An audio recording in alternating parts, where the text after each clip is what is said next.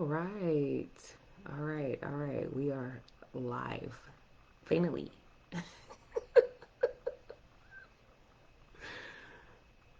Y'all don't know. So I'm streaming on Instagram. What's going on, Bridget? Hey, Shayna. I'm streaming on Facebook. I'm streaming on Instagram. So I was supposed to be here at 7, so my bad. But here's the thing. So I did a lot of things today, and it would not be right if I did not prioritize myself throughout the day, since that is exactly what I am encouraging you to do. But as much as I did replenish and as much as I did release today, I still lost to my to-do list. So what was supposed to be a 30-minute power nap ended up being like a nap. So, when I got up, I started cleaning up and helping the kids get ready for bed, trying to get them acclimated to their sleep schedule when school starts back in. So, I was like, you know what? I'm going to hop up here anyways because I want to talk about self awareness. And today's Self Awareness Wednesday. We still have 2 hours and 9 minutes of Self Awareness Wednesday. So, I am going to go ahead and give you the tip that I told you I was going to give you today regarding identifying your symptoms of unhealthy fear. So in Self Awareness Wednesday, what I'm going to start doing, and these are also going to be changed from 7 p.m. to 7 a.m. because that's just going to work better for my schedule. And why not start your day with some self love practice, right? So, during Self Awareness Wednesdays, we are going to be taking a gentle approach to shadow work. And at Center Me, shadow work is basically identifying your fear based and fear driven behavior and belief systems, right? So these are self limiting beliefs. These are beliefs that you, or behaviors that you turn to when you are in a state of fear. And a lot of times we don't, because fear is so creative, we don't catch these symptoms. We think that this is just what we're supposed to be doing, or we think that this is just natural, this is a habit. And so a lot of times we cripple ourselves from expanding because fear is designed to restrict us. It literally restricts your expansion, right? And so what we want to do tonight is really kind of talk about laying a foundation for your shadow work, laying a foundation for how you are basically looking for opportunities to expand, looking for opportunities to grow so that you are not allowing fear to cripple you, restrict you. And I specifically say unhealthy fear because there is a such thing as healthy fear. And so let's just identify what that is first, right? So healthy fear is fear that is accurate, right? You know, fear that is telling you that there is danger or a threat present in your current environment.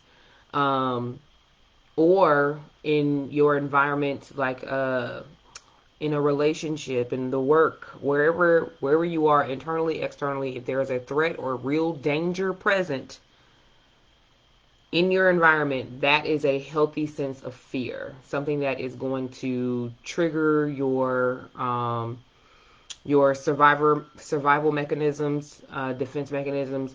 This is going to help you survive a situation. It's going to help you in, making sure that you are prioritizing your life. So that is healthy fear. That is when there's an actual threat or danger to your life in your current environment. That is what healthy fear is. Unhealthy fear, on the other hand, is fear that literally only restricts you. These are self limiting beliefs. These are toxic behaviors and beliefs. These are patterns of behavior that you recognize you think are protecting you or keeping you safe, but what they're actually doing is keeping you from growing and keeping you from expanding, right? So we're going to go over an example of that, and we're going to talk about what it looks like to start detoxing that unhealthy fear out of your system so that you are positioning yourself for expansion. This is what self-love looks like, okay? This is what self-love is. It is choosing to align yourself with abundance. It's choosing to align yourself with your highest good, your desires, your expansion, right? It's you growing and evolving and expanding. And so one of the tips that I want to help you in identifying what a symptom of fear could be, and let me just say, I'll just give you the tip first and then we'll go back to, I'll piggyback off what we talked about yesterday in inner child healing and your self-love language, using your self-love language to promote inner child healing. So whenever we are experiencing fear, you want to ask yourself questions to see if there's a restriction or a resistance presence. When you are resisting something, if you are keeping yourself restricted in some kind of way, that is a telltale sign that you are operating from a space of fear. So if you are, and that's just one, okay, we're only going to go over one. Keep in mind, Self-Awareness Wednesday, we have a lot to cover. But one way to identify unhealthy fear is to see if there is any type of resistance or restriction present. So what that could look like is whenever you are faced with a obstacle, a challenge of some sort, and your response to that is you are resisting it in some way. Like, I don't know what that means. I don't know what that means. Facebook just told me that my thing is, if you, okay, just let me know if you can't hear me or see me or something. I don't know what they talk about. But if you are resisting this situation in any way, so say for instance, like I can use myself for an example. I am always going to use myself for an example. Um, one of the ways that I experienced fear that was able to identify for myself was that I would freeze. So me, whenever I would approach something that was difficult for me, I would always find a way to not move forward. I would always find a way to stay where I was or to do something else to distract myself from doing it. But all in all, I was freezing. So even if I was keeping busy doing busy work or distracting myself with talking on the phone, or like if you find yourself, like if you know there's something that you're supposed to do but you get on the phone and you're talking and you're having a good old conversation. And like I said, fear is very creative. Fear is very, very creative because fear, you know you better than anyone. And so the fear that you experience is yourself. And so you have to understand that fear is going to be very creative in how it chooses to protect you or keep you from expanding. And so for me, I had to identify how I resisted things, and that was to freeze. I would find a way to distract myself. So if you find yourself distracting yourself by whether it is picking up the phone and calling somebody you know is going to pick up, or picking up the phone and calling somebody, having a conversation for way too long, talking on the phone way too long when you know that there's this thing that you have to take care of. That is a fear. That is a fear based response to, that is resistance. That is a fear-based response to you not expanding, not moving forward, not putting one foot in front of the other. That is a paralysis of fear. And so for me, I identified that anytime that I was presented with something that challenged me to expand, I had to recognize that what I was doing in response to that was distracting myself from it, right? So sometimes we avoid tough conversations. Sometimes we avoid advocating for ourselves. Sometimes we avoid, and when I say advocating for ourselves, like, setting those boundaries, enforcing those boundaries, and we'll distract ourselves with other things, whether it be trying to make an excuse of why it's not that serious, trying to make an excuse of why you don't want to be, nagging, or why you don't want to be the person that's always complaining. You'll try to talk yourself out of it, or like I said before, you'll pick up the phone, call somebody to distract you, or you'll, whip out those little games on your phone. Whatever it is that you choose to distract yourself with, that is a fear-based mechanism. Now, this is something that we're talking about paralysis. We're talking about the just being in complete resistance, what that looks like. But there's so many other ways that we exhibit fear from just not even just freezing, but also being very aggressive with our resistance, meaning instead of facing it head on, we'll start lashing out and making excuses of why everyone else is the issue, and why if they get their things together, then everything will be good, or and so we'll identify those later on down the line. But right now, I just want to be clear, because I don't want you to think that because this is not a symptom that you experience, that this is not something that you experience, because we all experience fear in some way, shape, or another. But this is just another way for us to start really identifying what our fear-based behaviors are. We can go into so much more detail around fear-based behavior, from negative self-talk to, just, people pleasing. All of these things we're going to address. But tonight I wanted to really talk about, just at the very root of it and the foundation of it, what are some small surface level symptoms that you may be experiencing that you can use to say, oh my gosh, am I resisting this? Asking yourself these questions. Am I resisting this situation? Is my response to this situation restricting me in some way? Is my response to this situation, is my response to myself keeping me from expanding, keeping me from growing, keeping me from being able to expand in the way that I love myself?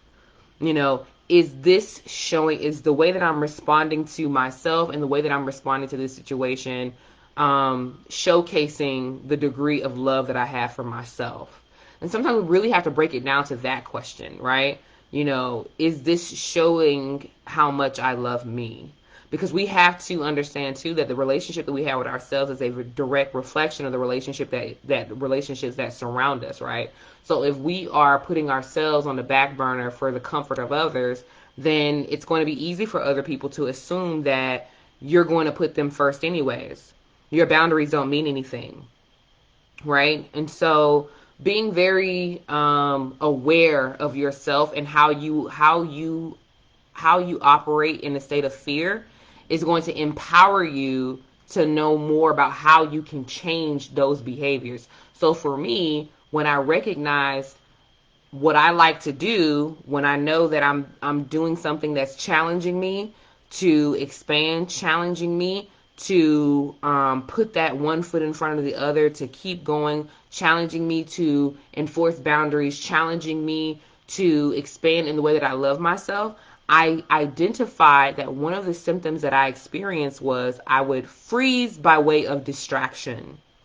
So we know that our trauma responses, fight, flight, freeze, these are the three ways that you can operate in the state of fear. And so when you freeze, if freezing is the way that you respond to fear, then look for the way that you distract yourself. Look for the way that you procrastinate. Look for the way that you are avoiding things, and so that you can start improving your self-awareness and being able to make more decisions that are going to help you in expanding and changing, making the necessary changes to love yourself deeper, love yourself more intimately, love yourself more in a more creative way, so that you're expanding in self-love. So I guess we can talk about next Wednesday or any other Wednesday, the other symptoms that it would look like, if your response to fear is flight. That's another way that we choose to avoid situations. That's another way that we choose to avoid. Um, that's another way that we choose to uh, basically figure out how to keep ourselves from getting attached to whatever it is that we're supposed to be doing, working on, and working in, or whatever. So, flighting, running away from something, running away from your the work that you know that you have to do, whether it be internal, whether it be external, whether it be at your job, whether it be in relationships. These are different ways. Just asking yourself these questions: am I avoiding this? Am I running from this? Is this scaring me in some kind of way? Is this triggering any type of fear in me? And if it is, what am I fearful of?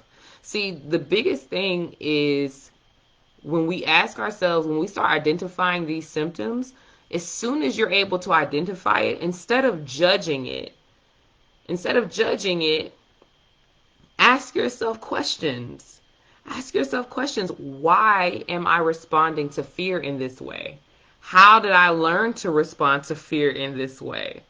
What is a better way for me to respond to fear?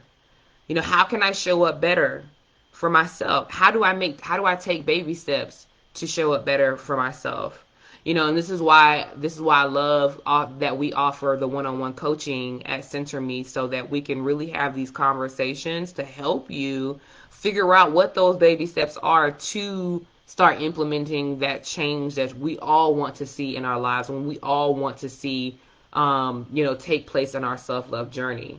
And so, the next thing, I said I was gonna wait, and now I'm actually talking about all of them. So might as well go to fight.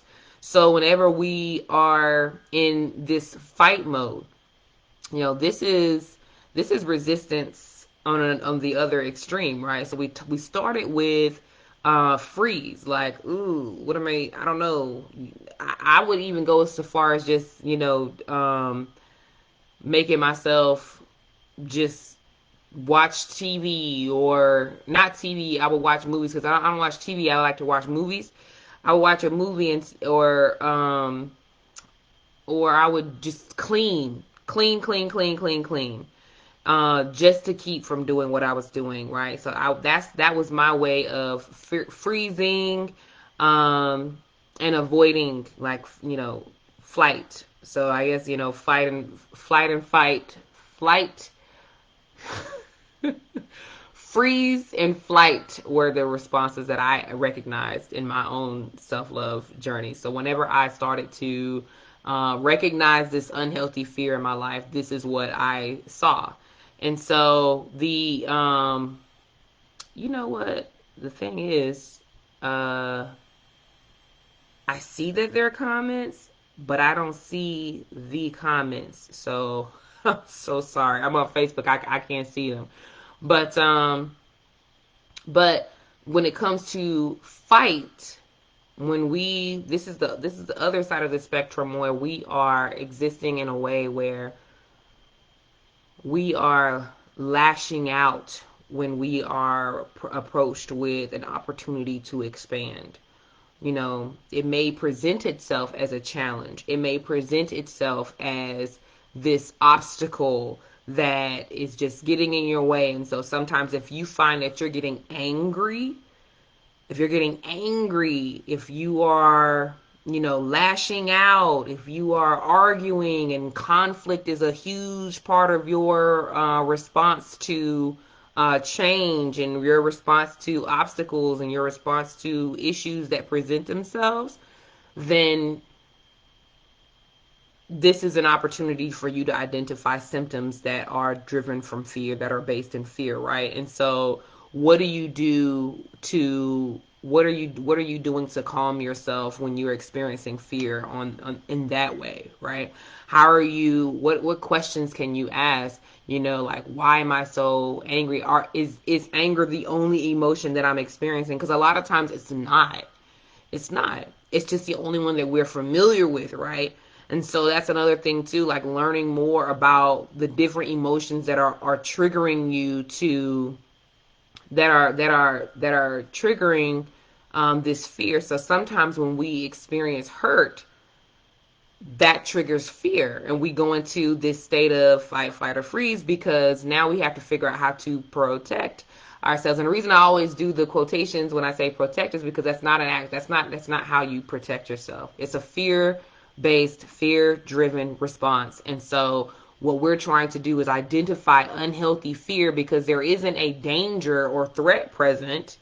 So we have to identify these unhealthy uh, fear-based behaviors and beliefs, so that we're able to change them to operate in alignment with our highest good, operate in alignment with abundance, operate in alignment with expansion, self-love expansion, right?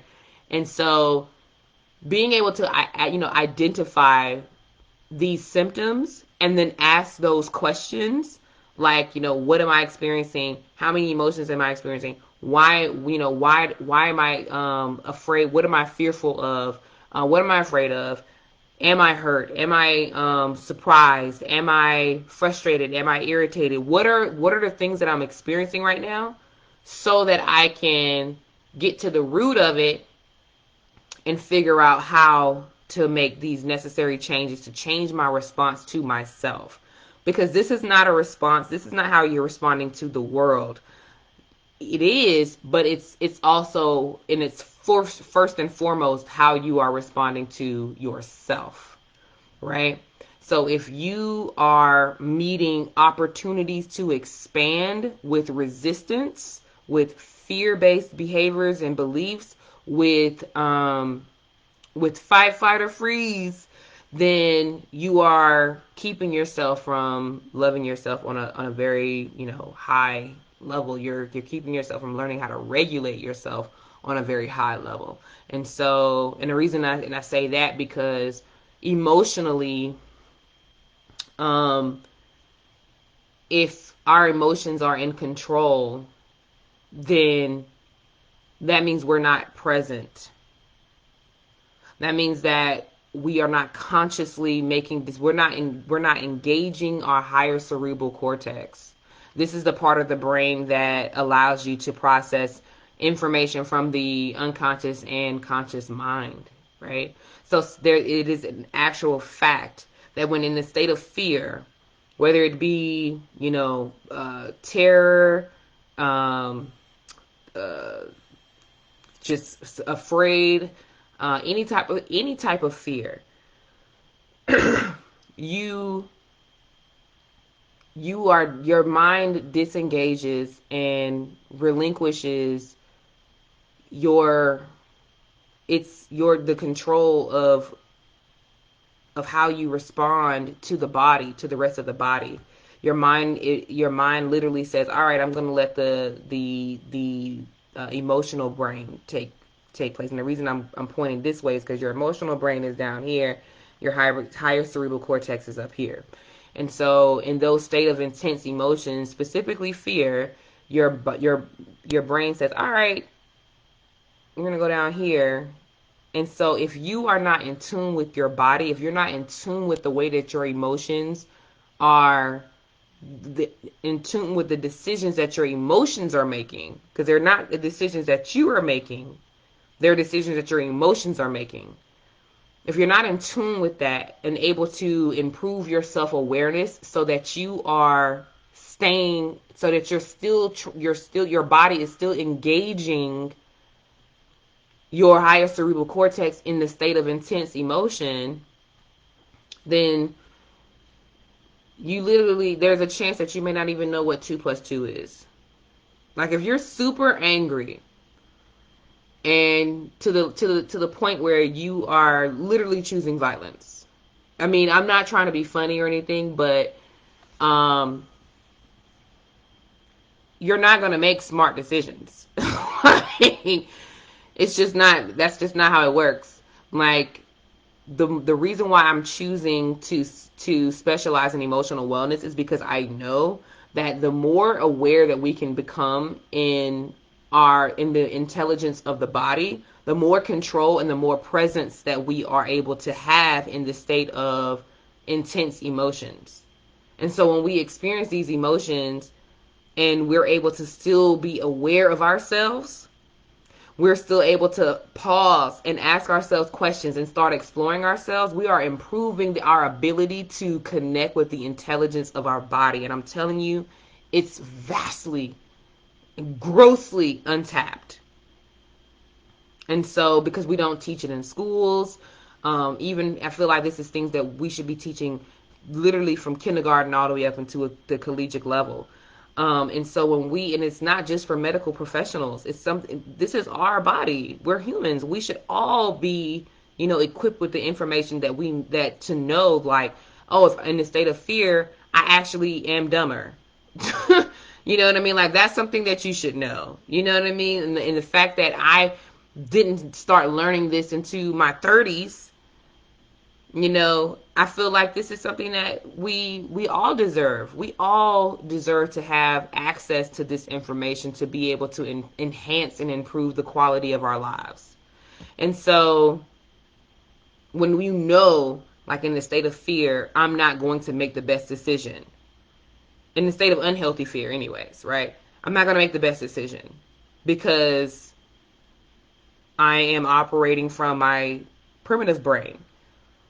But if I can choose to pause and explore myself in those moments of intense emotions, then I'm giving myself enough time to re-engage my higher cerebral cortex. And that's why in the Keep It Real method, reflection is the first step. Because this gives us an opportunity to take that trigger and that response, that time in between trigger and response, and widen it. So that we can give ourselves time to, one, calm, because our heart rate is going to start increasing, stress hormones are going to start, pumping into the bloodstream. And really the only thing is we mad because somebody cut us off. You know what I mean? And so it's like being able to identify your symptoms of fear, fear based behaviors, fear-based beliefs, fear-driven beliefs and behaviors, is going to empower you. It's going to help you to grow in self-awareness. It's going to help you grow in the way that you are loving yourself. And it's going to grow. And this is because you're learning more about how you are designed. You are learning more about how you are responding to the world, how you are responding to yourself. And so it's just very important that being able to identify these symptoms of fear is going to help you in expanding in self-love. It's just we're going to have these conversations every Wednesday about how to approach shadow work in a way that's gentle, of course, right? So tonight, I don't think that we are really aggressive in anything. We're just noticing ourselves. I'm just asking you to take time to notice yourself in the state of fear. Notice that any behavior that is, avoidant, resistant, restrictive is behavior that is based in fear. Any behavior that, and I said this earlier in a post that I posted earlier, any behavior that is sacrificing any part of yourself, sacrificing anything that you require to be healthy and to thrive, is a fear-based behavior and belief. Right? And so we have to start identifying what those behaviors are. And there's a gnat, and he bothering me. It's the what? I have to tell y'all, I just real quick, real random. I had to get rid of one of my plants. Well, eventually all of them had to go. Because I could not for the life of me figure out why. I don't know. Maybe it's the plant thing. Maybe it's normal. I don't know. But there was just every now and then I noticed like a gnat here and there, and I'm just like, where are they coming from? Like, what is? I'm like obsessively cleaning with Clorox and trying to figure out what. And so eventually I was just like, you know what? Let me just start over. Because my brother told me to wash the soil before I repotted my plants, and I didn't. And I know that that's what it was. But, he's lingering around, so I'm just like, ugh, how long is this going to take to get rid of it? Because I'm ready to get my plants back. I'm ready to start my plant collection back up. So, anywho, I went off on a little detour there, my bad. But I think it's just going to be so healthy for you to be learning more about how to improve your self-awareness by way of identify unhealthy fear. I'm currently, in this season of detoxing unhealthy fear in my life. So that I'm able to see, how far I can go, trying to see how much I can expand in self-love. Expansion is just everything to me. Being able to expand in the way that I love myself is just, it's, I feel like that is, um,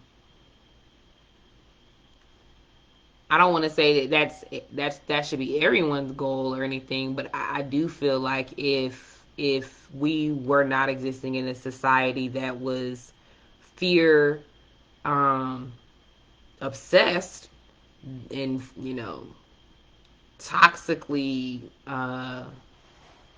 fear driven, that would just be our natural state of being, learning more about love and how to love ourselves. Because the more we love ourselves, the more we can show that kind of love to everyone else. That's whenever I go to workshops and I'm teaching, like I always tell these women, like, I love you, and I can say that because I have it to give. I've done the work, doing the work to improve the way that I love myself so that I can have that same love for, people around me. Um, I always see myself and hear myself in other people, and that helps me to learn more about how I can allow love to expand and flow easily through me. And so, a huge part of that is detoxing the way that we exist in fear, the way that we respond to fear, and just really unlearning what we have learned, whether it being in childhood, adolescent, teenage, early adulthood, or adulthood, whatever we've learned about fear in an unhealthy way, this is how you unlearn it. You start identifying how you are existing in fear first, and then asking those questions, those purpose questions is like what I like to call them, to identify the root of it and really understand, like, okay, understand myself. Like, why am I responding to fear in this way? Why am I not taking the time to acknowledge the emotions that I'm experiencing right now? You know, where is my power going? You know what I mean? Who has it? What has it? And why am I choosing to freeze, fight, or flight in this moment when all I really have to do is be present with myself and be present with my emotions and allow myself to explore them in a way that helps me to improve my self-awareness and the way that I respond to fear, right? And so that's what I wanted to share tonight. I wanted to at least have this on the page. I wasn't really sure who would be up this late, but but I did want to come up here and at least have the conversation around how to identify unhealthy fear in your life so that you're able to detox that behavior. Because a lot of times we respond to fear in a way that will create this bully or boogeyman that tells us if we don't respond in this way, or it could be something that we picked up from childhood, like, okay, this is how I survive.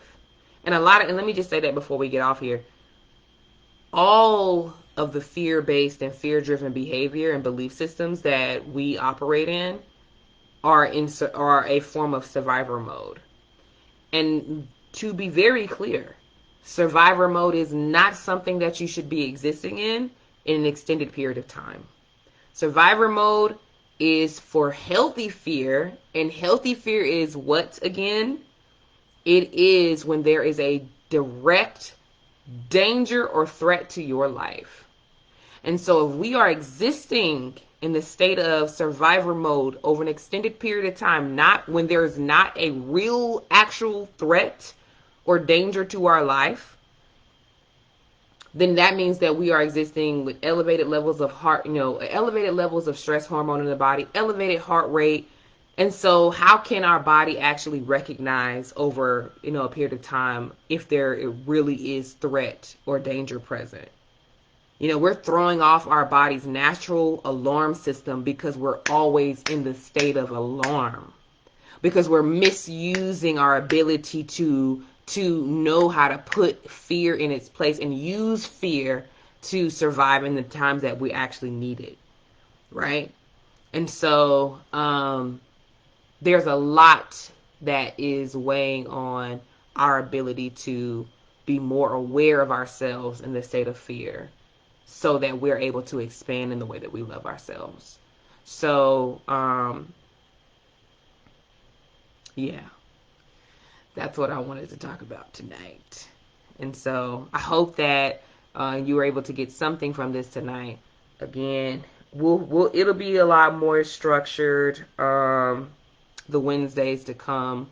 Like I said, today was one of those days that I was just like, all right, the to-do list one. I let her have it.